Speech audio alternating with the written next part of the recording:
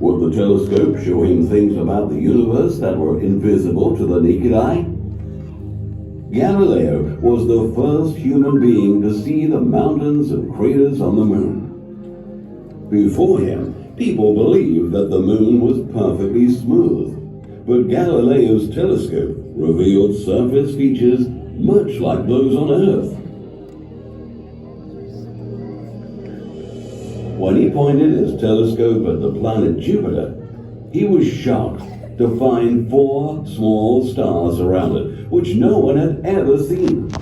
The next night, the stars had changed position. He concluded correctly that the stars were actually moons circling Jupiter.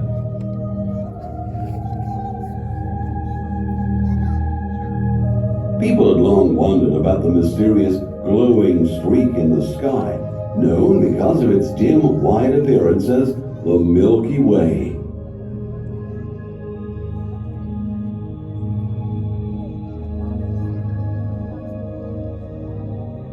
Maybe Galileo could finally figure out what it was. It was made up of countless stars too faint to be seen without a telescope. Galileo realized that they were suns like our own, but much, much farther away. Today we have built larger telescopes that can see thousands of times farther than Galileo's. This image was taken by one of our most remarkable telescopes. It's not on Earth though, it's in space, where the view is not hampered by clouds, pollution, or the atmosphere. The Hubble Space Telescope. Through it, we're seeing things in the universe that are breathtaking.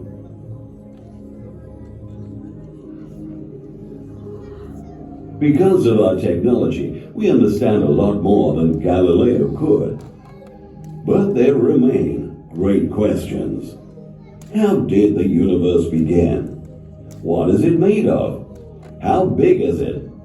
How many stars are there? What is the future of the universe? Scientists believe they have solved some of these questions, but some they haven't yet. The universe is the greatest of all mysteries, and the answers that will unlock its secrets await new discoveries, perhaps by future scientists watching this show right now.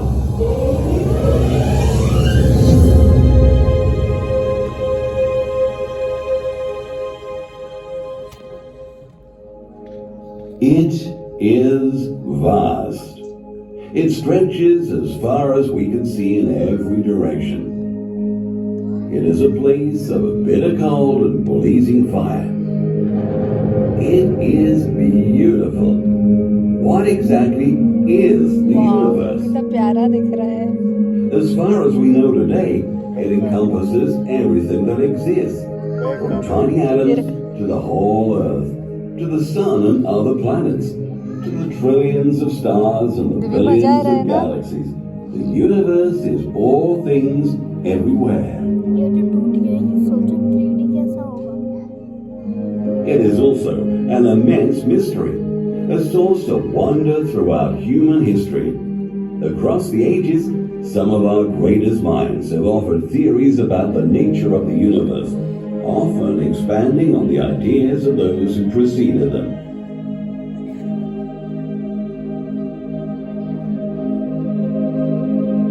Today's story of the universe might appear strange to the great astronomers of the past.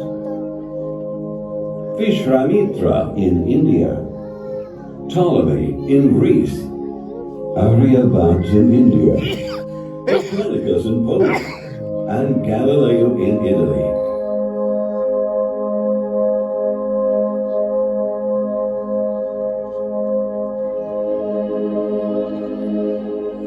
We are not sure how the universe came into existence.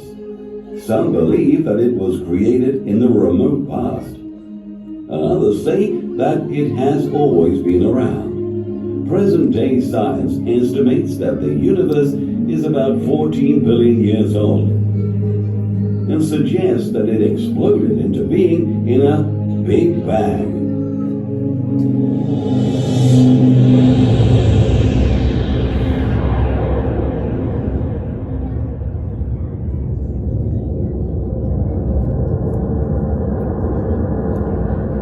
According to this theory,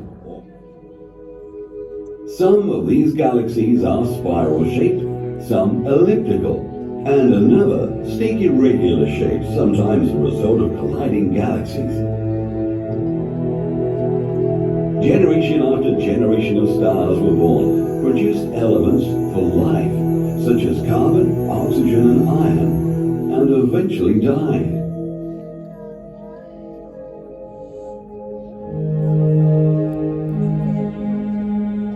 As it has continued to expand for billions of years, the universe has become thin and dispersed and extremely cold. Hundreds of years ago, we believed that Earth was the center of the universe. Then science proved that our planet and other planets actually revolve around our sun. Today, we know that the sun itself is but one star among 400 make up our Milky Way galaxy, and that our galaxy, though composed of hundreds of billions of stars, can seem insignificant when we realize that it is just one among hundreds of billions of galaxies in the universe. Our Milky Way galaxy formed about 1 billion years after the Big Bang, making it some 13.2 billion years old.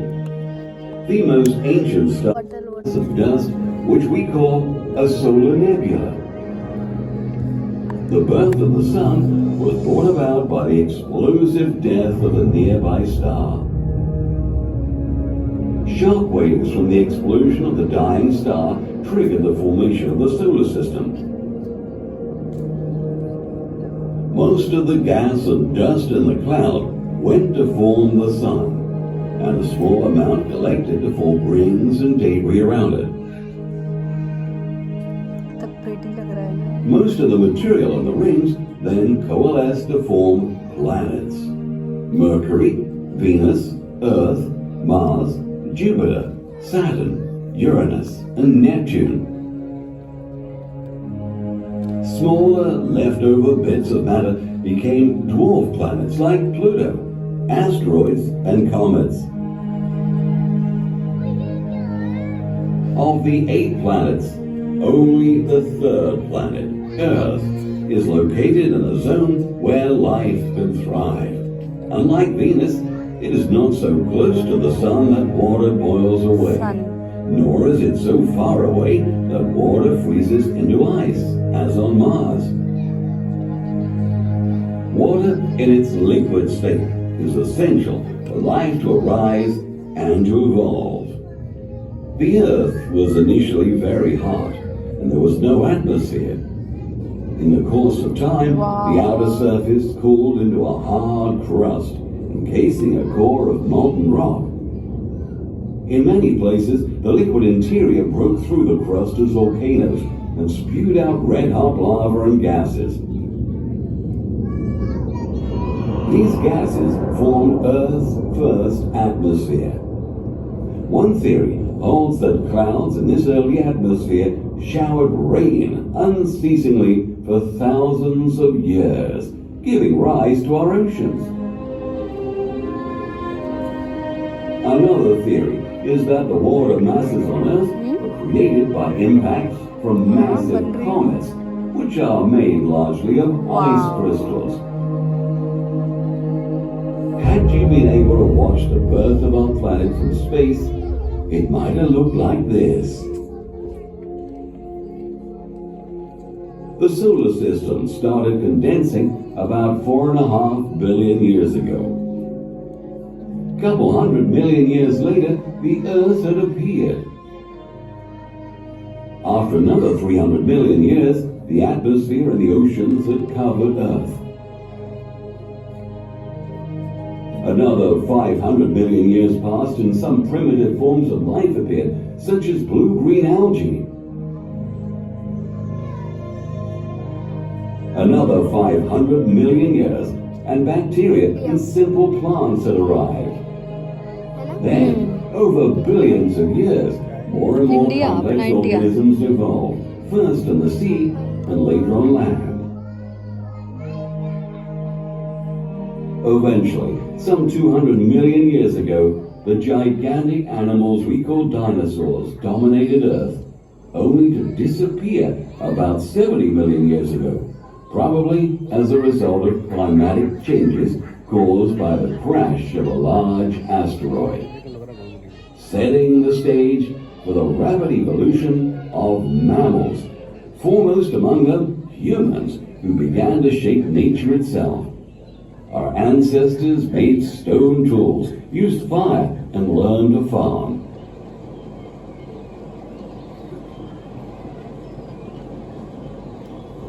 From wanderers and gatherers, we became settlers. As life became easier, people had a lot of time to look at the sky.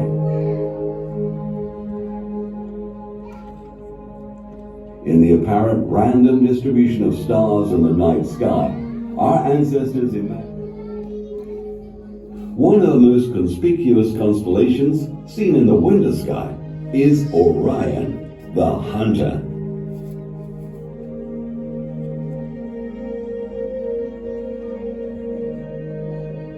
A little to the west is the celestial bull Taurus, a zodiac constellation. Taurus appears to be attacking Orion the Hunter.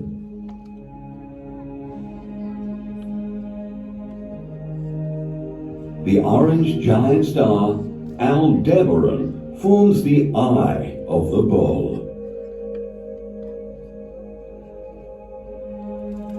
On the other side of Orion, we see Canis Major, the big dog, with Sirius the dog star.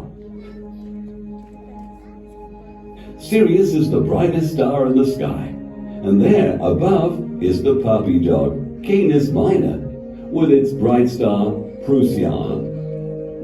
Early humans lived close to wild animals, and they saw them in the night sky as well, such as the bears. There's the big bear, Ursa Major, and nearby the baby bear, Ursa Minor. As we've seen, two stars from the body of the big bear point straight to this tail star of the little bear, which is the North Star Polaris.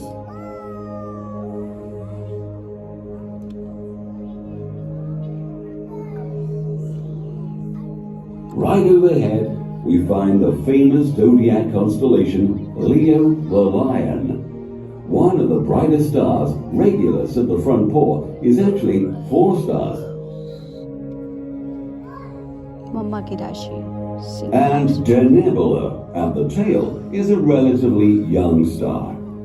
In the southern skies, we see the ancient ship Argo. Together, we have divided this ship into 3 constellations. The sails of the ancient ship we call Vela, the stern, Puppis, and the keel of the ship is called Carina.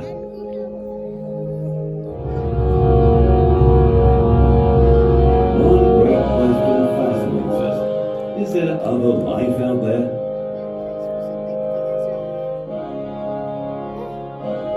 Some skywatchers exclusively search for extraterrestrial life.